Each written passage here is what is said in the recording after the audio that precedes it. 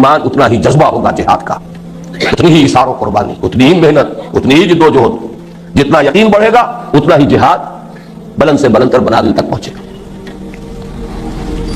اس اعتبار سے اولین اہمیت اسی کی ہے۔ جب ایمان ان دونوں اعتبارات سے اصل شے بن گیا، گویا کہ ہماری بحث میں 3/4 ایمان ہے، 1/4 عمل رہ گیا ہے۔ علم صحیح بھی ایمان سے اور عمل صحیح کے لیے جذبہ محرکہ بھی ایمان، تو اب تصور فرائض دینی تو 1/4 رہ گیا، کل کے مقابلے میں 1/4 ہے، 3/4 ایمان کی حقیقت ہے۔ لیکن اپنی جگہ پر یہ بہت اہم ہے، وہ شعر جو میں نے بارہا سنایا ہے کوثر دیاگی صاحب کا، مجھے پسند ہے، ذرہ فانی مہر درخشاں، مہر درخشاں ذرہ فانی۔ کائنات کی وسعت کو دیکھو تو یہ سورج بھی ایک ذرے کے مانند ہے، گلیکسیز، اور پھر گلیکسیز کی کتنی کروڑوں گلیکسیز، ارباں ارب گلیکسیز، تو یہ بیچارہ سورج کیا رہ گیا؟ ایک ذرہ، ذرہ مسکین۔ لیکن ایک ذرے کو اگر الیکٹرانک مائکروسکوپ آپ نے ذرے پر جما دیے تو وہاں سورج نظر آئے گا آپ کو، لہو خورشید کا ٹپکے اگر ذرے کا دل چیرے۔ یہ اعتباری باتیں ہیں، ایک اعتبار سے خورشید کا کیا مقام ہے کہ وہ ذرہ ہے، دوسرے اعتبار سے ذرے کا کیا مقام ہے کہ وہ خورشید ہے۔ اسی طرح کل کے اعتبار سے ایمان کے مقابلے میں یہ تصور فرائض دینی کی اہمیت بہت کم ہے، لیکن جب آپ عمل کو دیکھیں گے تو اس کے اعتبار سے بہت بڑی اہمیت کا حامل ہے یہ تصور فرائض دینی، جس کو میں اپنے ان سادہ تمثیلوں سے واضح کرتا رہا ہوں۔ مجھے بار بار یہ جملہ کہنا پڑے گا، بارہا تقریریں کی ہیں۔ اگر 10 فرائض کسی کو سونپ دیے جائیں کہ صبح سے شام تک، امپلائر کہتا ہے امپلائی سے کہ یہ 10 کام تمہیں روزانہ کرنے، اگر کسی حادثے کے باعث وہ 7 بھول جائے، صرف 3 یاد رہ جائے، تو تمام تر خلوص و اخلاص اور محنت و مشقت کے باوجود ایک بس نوٹ کیجئے، خلوص و اخلاص بھی کامل، محنت و مشقت بھی کامل، لیکن جو کچھ کرے گا وہ 3 فرائض کے ضمن میں ہوگا، باقی 7 کے ضمن میں 0، وہ تو یاد ہی نہیں رہے گا، تو ناکام ہو جائے گا۔ کتنا بڑا رسک ہے، خلوص و اخلاص کے باوجود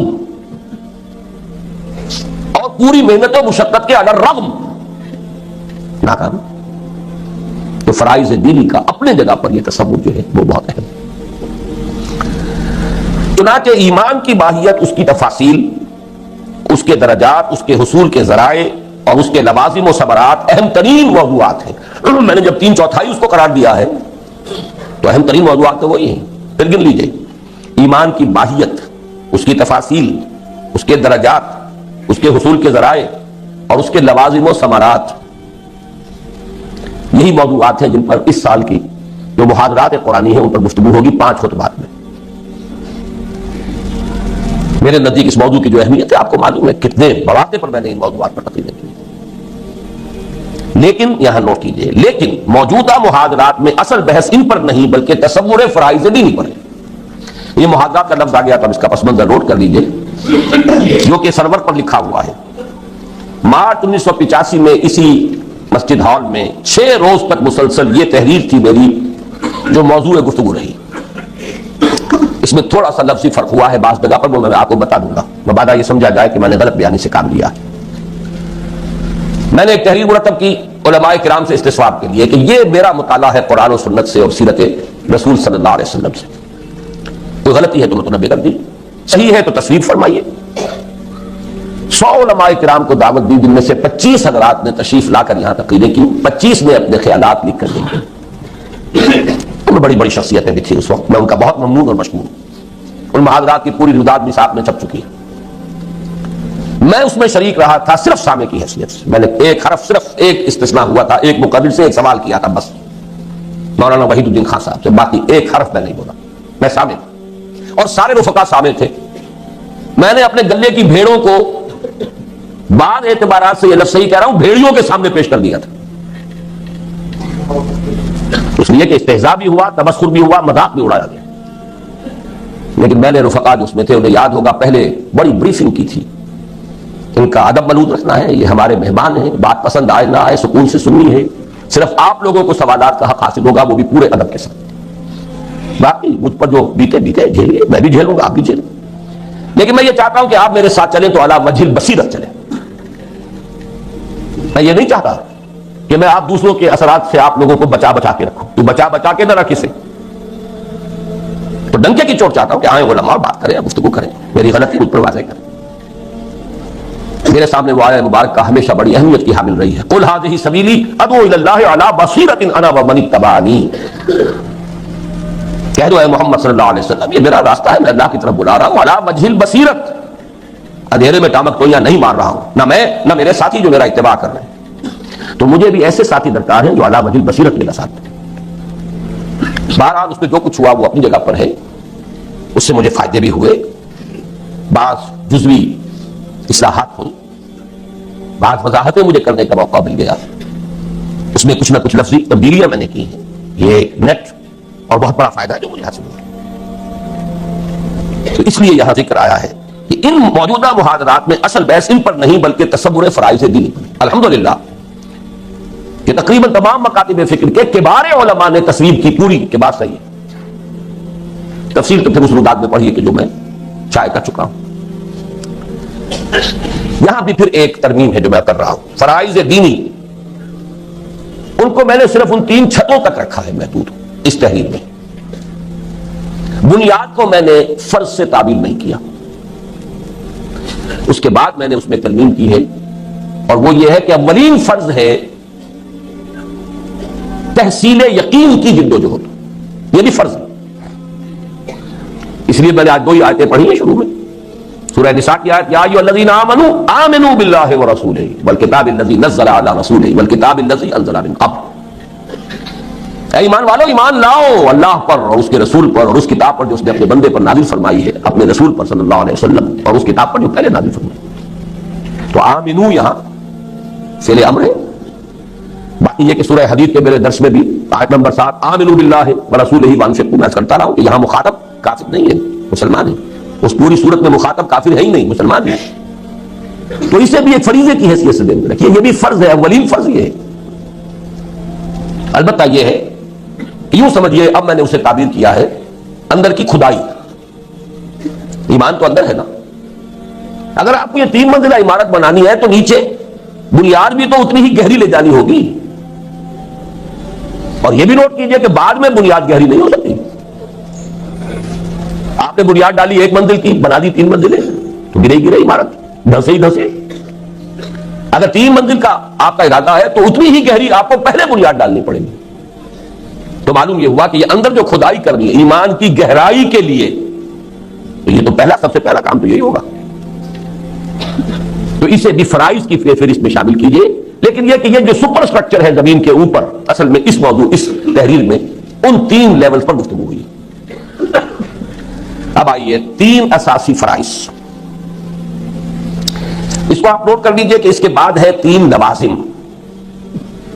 3 جمع 3 6. اساسی فرائض اور لوازم میں کیا نسبت ہے, اس کی تشبیہ اور تمثیل بہت سادہ. اصل فرض نماز ہے. نماز کے لیے وضو لازم ہے.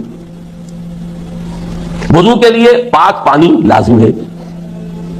اگر حالات کچھ ایسے ہیں مجبوری ہے تو پاک مٹی سے تیمم لازم ہے. وہ قائم مقام ہو جائے گا وضو کا. اب یہ درجہ بدرجہ فرض کیا, اصل فرض ہے نماز پڑھنا, لیکن پھر یہ وضو بھی تو فرض ہے. پھر وضو میں فرائض ہے. فلاں کام چھوٹ گیا تو وضو ہوئی نہیں. اس اعتبار سے یہ 2 لفظ ذہن میں رکھ لیجیے, اساسی فرض اور اس کے لوازم. تو 3 اساسی فرض اور 3 لوازم, یہ میری اس سوچ کا خلاصہ ہے. ایک مسلمان کے اساسی دینی فرائض 3 ہیں. نمبر 1, سادہ ترین الفاظ میں, ابھی اصطلاحات سے بالکل علیحدہ صرف نظر کر لیجیے. ایک یہ کہ خود صحیح معنی میں اللہ کا بندہ بنے. یہ میری سن 51 کی تحریر میں موجود ہے, یہاں آپ دیکھ لیں گے. یہ 3 فرائض کا تصور. پہلا, خود اللہ کے بندے بنو, صحیح معنی. لیکن اس کے لیے اصطلاحات 4 ہیں بنیادی. اسلام, اطاعت خدا و رسول صلی اللہ علیہ وسلم, تقوی اور عبادت. ان میں ایک اضافہ آپ یہاں کر لیجئے, ان میں ایک بڑا گہرا معنوی ربط ہے. اسلام پہلا قدم ہے, اس کے معنی ہے to give up resistance, to surrender. معلوم ہوا پہلے کشمکش تھی، مقابلہ تھا، جنگ جاری تھی، آپ نے سپر انداز تھے مگر جنگشت، آپ نے ہتھیار ڈال دیے۔ وہ جنگ کون سی تھی؟ آپ کے نفس کی اور اللہ کی۔ آپ نے ہتھیار ڈال دیے، سرنڈر، سر تسلیم، خم۔ اچھا یہ مجبوراً بھی ہو سکتا ہے۔ حضور کی حیات طیبہ میں جب انقلاب کی تکمیل ہوئی تو بہت سے لوگوں نے مجبوراً بھی تو سرنڈر کیا تھا۔ منافقین نے مجبوراً بھی تو سرنڈر کیا تھا، عبداللہ ابن ابی نے مجبوراً سرنڈر کیا تھا۔ لیکن اسلام کے معنی سرنڈر، مسلمان وہ ہو گیا، اب وہ مجبوراً ہے، مرضی سے، یہ علیحدہ بحث ہے، اس سے آپ کی بحث، آپ کو اس سے بحث نہیں کر سکتے۔ وہ اللہ جانتا ہے وہ مجبوراً ہوا ہے، دھوکے کے لیے ہوا ہے، آئندہ جنگ جاری رکھنے کے لیے، مہلت لینے کے لیے ہوا ہے، جو بھی ہو، جاسوس بن کر آیا ہے، جو بھی ہو، اسلام ہو گیا، سرنڈر کر دیا۔ اس سے اگلا لفظ ہے اطاعت۔ اطاعت کا مادہ ہے طوع۔ طوع کے معنی ہے آمادگی، خود آمادگی، طوعن و کرہن، یہ لفظ دو جو آتے ہیں، ایک آمادگی کے ساتھ کام کرنا ہے، ایک مجبوری سے کرنا۔ اب اسلام میں سے مجبوری والے حصے کو نکال دیجئے، تب اطاعت ہوگی، اور اطاعت اللہ کے ساتھ رسول کی، یہاں بریکٹڈ ہے۔ یہ مضمون بہت طویل ہے لیکن بہت محکم ہے۔ اللہ کی اطاعت رسول ہی کے اطاعت کے ذریعے ممکن ہے، کوئی اور راستہ ہے ہی نہیں۔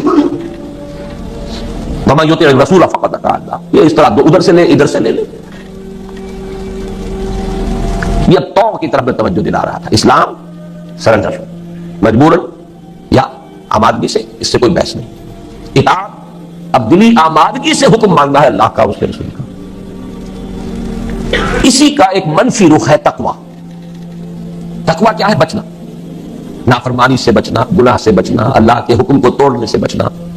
گویا کہ اطاعت اور تقویٰ یہ دونوں، یہ مثبت اور منفی رخ ہے۔ اس میں اضافہ بات بتا دوں گا میں، یہاں 4 اصطلاحات کے حوالے سے ابھی تقویٰ کو اسی درجے دیر میں رکھیے، لیکن جامع ترین اصطلاح ہے عبادت۔ یا ایھا الناس اعبدوا ربکم وما خلقت الجن والانس الا لیعبدون۔ اور عبادت میں صرف آمادگی نہیں، گہری اور شدید محبت کے جذبے کے تحت اللہ کی بندگی۔ العبادت کو تجمع اصلین، غایت الحب مع غایت الذل مع غایت الذل والخضوع۔ دو چیزوں، دو بنیادوں کے جمع ہونے سے عبادت وجود میں آتی ہے، حد درجے کی محبت اور حد درجے میں اپنے آپ کو بچھا دینا زمین، انقیاد، تسلیم کا آخری درجہ۔ میری کوئی مرضی نہیں، جو تیری مرضی ہے وہ میری مرضی۔ اور محبت، دیکھا آپ نے ان 4 الفاظ میں ایک تدریجی ارتقاء ہے۔ البتہ اس میں جو میں تقویٰ کے بارے میں ایک بات کرنا چاہتا ہوں، قرآن مجید کے بعض مقامات سے یہ معلوم ہوتا ہے کہ تقویٰ اصل میں اس ڈرائیونگ فورس کا نام ہے جو آدمی کو آگے سے آگے بڑھاتی ہے، اطاعت میں اور گہرا ہونا، اللہ کی بندگی میں اور پختہ ہونا، یہاں تک کہ درجہ احسان تک پہنچ جانا۔ اخبرنی عن الاحسان، مجھے بتائیے احسان کیا ہے؟ ان تعبد اللہ کانک تراہ فإن لم تکن تراہ فإنہ یراک، ان تعمل اللہ کانک تراہ فإن لم تکن تراہ فإنہ یراک، ان تخشى اللہ کانک تراہ فإن لم تکن تراہ فإنہ یراک۔ اس کے لیے سورہ مائدہ کی اس آیت کو ذہن میں رکھیے، لیس علی الذین آمنوا وعملوا الصالحات جناح فیما طعموا۔ وہ لوگ جو ایمان لائے، جنہوں نے نیک عمل کیے، ان پر کوئی بوجھ نہیں ہے، کوئی الزام نہیں ہے ان چیزوں کے بارے میں جو پہلے کھا پی چکے، جب تک شراب حرام نہیں ہوئی تھی، چاہے آپ نے گیلن کے گیلن پیے ہو، کوئی حد نہیں، آپ کو تشویش اپنے آس پاس نہ آنے دو۔ یہاں سے اذا متقوا وآمنوا وعملوا الصالحات ثم اتقوا وآمنوا ثم اتقوا واحسنوا واللہ یحب المحسنین۔ یہاں آپ نے تقویٰ کی تکرار دیکھی، یہ تقویٰ ڈرائیونگ فورس ہے۔ ثم اتقوا، اور پہلا ایمان وہ ہے جس کے ساتھ عمل کو علیحدہ ذکر کیا ہے۔ ثم اتقوا اذا اتقوا وآمنوا وعملوا الصالحات ثم اتقوا وآمنوا۔ اب اگلا ایمان کا مرحلہ وہ ہے جہاں عمل خود بخود اس کے اندر شامل ہے، علیحدہ کیٹیگری رہی نہیں۔ ثم اتقوا واحسنوا، پھر اور تقویٰ اور احسان۔ اس کے حوالے سے میں عرض کر دوں، مولانا مودودی کی ایک بڑی قیمتی تحریر ہے، تحریک اسلامی کی اخلاقی بنیادیں۔ ان میں انہوں نے اسلام، ایمان، تقویٰ اور احسان 4 چیزیں بیان کی۔ میں یہ چاہتا ہوں کہ اس کی بھی تصحیح ہو جائے۔ حدیث جبرائیل میں 3 ہی آئی ہیں: اسلام، ایمان، احسان۔ تقویٰ در حقیقت کوئی علیحدہ مقام نہیں ہے، تقویٰ تو ڈرائیونگ فورس ہے کہ جو ایک پہلی منزل سے دوسری، دوسری سے تیسری تک انسان کو لے جاتی ہے۔ یہ آیا مبارکہ سورہ مائدہ کی نہایت اہم۔ اسلام ایک مقام ہے، جیسے آپ کو معلوم ہے سلوک میں مقامات، اسلام ایک مقام ہے، اور اونچا مقام ایمان ہے، اور اونچا مقام احسان ہے۔ تقویٰ کسی مقام کا نام نہیں، بلکہ حدیث جبرائیل کے حوالے سے جتنے بھی اس کے ورشنز ہیں ہمارے پاس، ان سب میں وہی 3 چیزیں۔ اسی اعتبار سے یہاں بھی میں نے یہ وضاحت کر دی، تقویٰ ایک زیادہ گمبھیر اصطلاح ہے، لیکن یہاں جو 4 اصطلاحات کے رقم میں لایا ہوں: اسلام، اطاعت، تقویٰ، عبادت۔ اب آگے چلیں۔ یہ کیفیات انسان میں ہمہ تن، ہمہ وقت اور ہمہ وجوہ مطلوب ہیں، نہ کہ جزوی یا جز وقتی۔ اس کے ایک لفظ پہ شرح کرنی پڑے گی آپ کو۔ مطلوب جو مقام ہے اس کا ذکر ہو رہا ہے، مقام بندگی تو یہی ہے، ہمہ تن، ہمہ وقت، ہمہ وجوہ۔ جز وقتی آپ بندگی نہیں کر سکتے، جز وقتی ملازمت کر سکتے ہیں، وہ امپلائر امپلائی ریلیشن شپ اور ہے جز وقتی ہمہ وقتی۔ اللہ کی بندگی جز وقتی نہیں ہو سکتی، نہ جز وقتی نہ جزوی، کچھ مانیں گے کچھ نہیں مانیں گے۔ افتؤمنون ببعض الکتاب وتکفرون ببعض فما جزاء من یفعل ذلک منکم الا خزی فی الحیاۃ الدنیا ویوم القیامۃ یردون الی اشد العذاب۔ بارہ آپ نے یہ آیتیں سنی ہیں، ترجمے سنے ہیں، میں وقت نہیں لے رہا، صرف یہ کہ ٹانک لیں ذہن میں کہ یہ در حقیقت ایک جملہ جو ہے اس کا تعلق اس سے۔ یہ کیفیات انسان میں ہمہ تن، ہمہ وقت اور ہمہ وجوہ مطلوب ہے، نہ کہ جزوی یا جز وقتی۔ الا، استثناء یہاں بھی ہوگا، جیسے وہاں نوٹ کرا رہا ہوں استثناء۔ مریض آدمی ہے، مفلوج ہے، ہلنا چاہتا نہیں ہل سکتا، نفسیاتی مفلوج ہے، مانتا ہے کہ ہاں یہ کام فرض ہے، نہیں کر پا رہا، یہاں بھی الا ہے۔ الا یہ کہ کبھی غفلت کے باعث، اب یہاں بھی دیکھیے ایک جملے میں 3 اسباب آئے ہیں، غفلت کے باعث یا جذبات کی رو میں بہہ کر یا ماحول کے اثرات سے مغلوب ہو کر کوئی غلط حرکت سرزد ہو جائے، بالارادہ نہیں، سرزد ہو جانا، اس کا اپنا ایک کنوٹیشن ہے، مفہوم ہے۔ معصیت بالارادہ ہو تو بغاوت ہے، جسے ہم گناہ کہتے ہیں، تقصیر، وہ بالارادہ نہیں، سرزد ہو گیا۔ کیوں ہو گیا؟ نمبر 1 غفلت کے باعث، کیا طرح۔ نمبر 2 جذبات کا رو، اندر سے ایسا ریلا اٹھا ہے، طوفانہ بہ گیا آدمی، اس کی قوت ارادی کے بند ٹوٹ گئے۔ نمبر 3 کسی ایسے ماحول میں چلا گیا ہے، وقتی طور پر، عارضی طور پر، تو اس سے مغلوب ہو گیا ہے۔ 3 اسباب ہو سکتے ہیں معصیت کے، تو یہ ہے استثناء۔ اگر حرکت ایسی سرزد ہو جائے تو اس پر فوری توبہ اللہ کے یہاں لازماً مقبول ہوگی، یہ لازماً انڈرلائن کر لیں۔ سورہ نساء کی آیت نمبر 17، 18 بھی نوٹ کر لیجیے۔ انما التوبۃ علی اللہ للذین یعملون السوء بجہالۃ ثم یتوبون من قریب۔ یہاں لفظ فوراً کیوں آیا؟ فوری طور پر، ڈیرا ڈال دینا نہیں ہے، اب گر گئے تو پڑے رہو۔ راہ چلتا آدمی پھسل گیا، گرتا ہے تو بجلی کی مانند اٹھتا ہے، اللہ یہ کہ فریکچر ہی ہو گیا، وہ بات دوسری ہے، ورنہ پڑا نہیں رہتا وہاں۔ فوری توبہ ہو، جیسے ہی ریلا گزر گیا جذبات کا، جیسے ہی ماحول کا وہ جو غلبہ تھا وہ رفع ہوا، جیسے ہی غفلت کا پردہ چاک ہوا، ثم یتوبون من قریب، جو لوگ فوری توبہ کر لیں گے، انما التوبۃ علی اللہ، ان کا حق ہے کہ اللہ ان کی توبہ قبول کرے، اللہ نے اپنے اوپر لازم کر دیا ہے توبہ قبول کرنا۔ بہت بڑی ہمارے لیے اس میں نوید، خوشخبری، یہ اپنی جگہ پر ایک بہت مکمل فلسفہ ہے توبہ کا، لیکن یہاں صرف ان الفاظ کی حد تک صرف رکھیے۔ اس کے برعکس اگر جان بوجھ کر کوئی ایک معصیت بھی مستقل طور پر اختیار کی گئی، جان بوجھ کر ایک معصیت بھی مستقل طور پر اختیار کی گئی اور اس پر اصرار ہوا، تو اس سے نہ صرف یہ اصرار سینو والا نہیں ہے، میرے والا نہیں ہے، یہ سواد والا ہے یہ، تو اس سے نہ صرف تمام نیکیوں کے ضائع چلے جانے یعنی حبط اعمال کا اندیشہ ہے، بلکہ اس کا خطرہ ہے کہ المعاصی برید الکفر کے مطابق ایمان بالکل زائل ہو جائے اور انسان خلود فی النار کا مستحق ہو جائے۔ یہاں بھی ایک الا ہے، الا یہ کہ حقیقی اور واقعی اضطرار موجود ہو۔ اضطرار ہے، بھوکا مر رہا ہے، سور کھا سکتا ہے، اضطرار اس کو مردار کھا سکتا